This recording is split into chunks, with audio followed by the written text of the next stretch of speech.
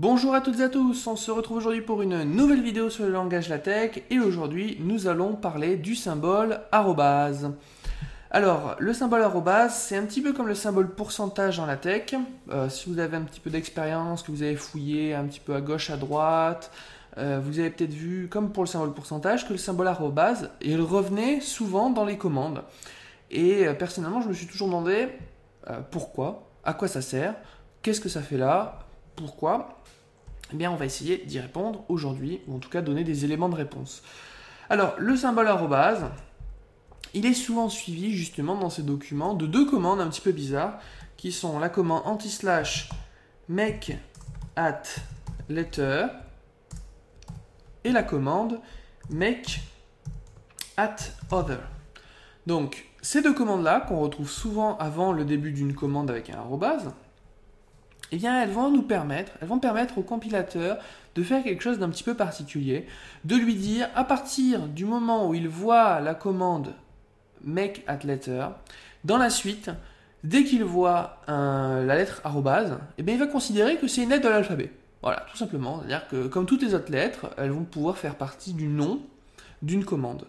Et dès qu'on a terminé de réaliser ça, on va utiliser la commande anti-slash make at other pour justement lui dire stop, à partir de maintenant, le arrobas, quand tu le rencontres, ce n'est plus un caractère, c'est le arrobas classique qu'on connaît.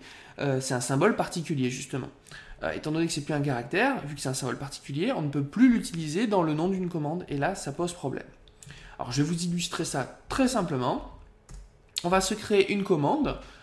Je vais créer une commande, donc ça va se faire, donc on va commencer par la créer sans la commande anti-slash make at letter, make at over. Donc je vais faire une nouvelle commande via la commande new command. Alors je vais l'appeler test. Et là je vais lui demander d'afficher voilà, hello, tout simplement. Dans mon document tech, j'appelle la commande test. Là, il n'y a pas de souci, on a créé une commande qui affiche hello. Bon, maintenant, supposons que pour une raison X ou Y, je décide d'appeler cette commande @test. Et maintenant, j'appelle la commande @test. Je compile, qu'est-ce qui se passe? Erreur.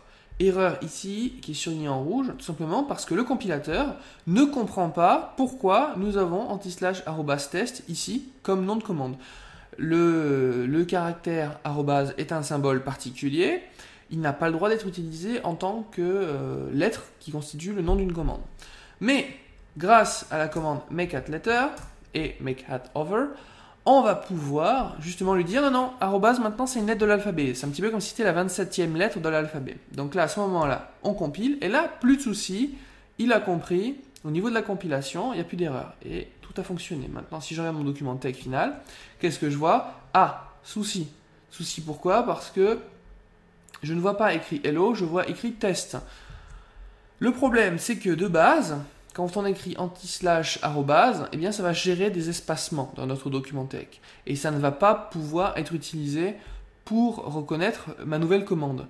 Pourquoi? Eh bien parce que, à partir du moment où on est ici, on a refermé ici la parenthèse où on considérait que l'arrobase était une lettre grâce à la commande make at over.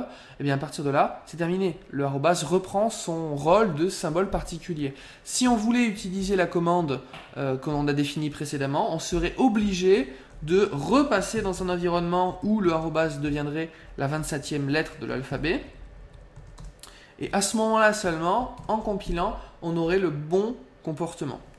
Alors, vous allez me dire très bien, mais à quoi ça sert? Alors je vais vous le dire très honnêtement, entre vous et moi, si vous ne programmez pas en LaTeX, ça ne nous sert à rien. C'était juste pour savoir justement pourquoi ce symbole arrobase apparaît et pourquoi aussi ces commandes make at letter et make at over se retrouvent dans certains documents. Voilà, c'était juste pour la curiosité. Après, faut savoir que il est déconseillé de les utiliser parce que ce sont des commandes qui sont un petit peu particulières, qui comme vous l'aurez vu sont protégées puisqu'on ne peut pas les utiliser si on ne va pas volontairement dans l'environnement, grâce à la commande make at letter, on ne va pas directement dans une zone où on va pouvoir bien l'interpréter. Et donc c'est une vraie protection qui a été ajoutée par les concepteurs. Donc on va essayer dans la plupart des cas de ne pas y toucher, mais voilà, maintenant vous savez à quoi ça correspond. Voilà, je vous remercie d'avoir regardé cette vidéo et puis on se retrouve pour une prochaine vidéo sur le langage LaTeX.